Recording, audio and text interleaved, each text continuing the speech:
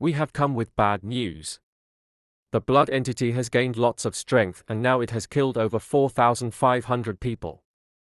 However, it can still only see people who are high up, like in a closet or under a bed. However, it is now advised to wear a full black suit because in some cases, people still die from laying flat. And we have reports of this entity torturing, dismembering and drinking the blood of the victims with tears streaming down the face of the victims. So for your safety, have a nail bat and a medkit on you. And make sure to jedź swikasayup vuons nyaogen.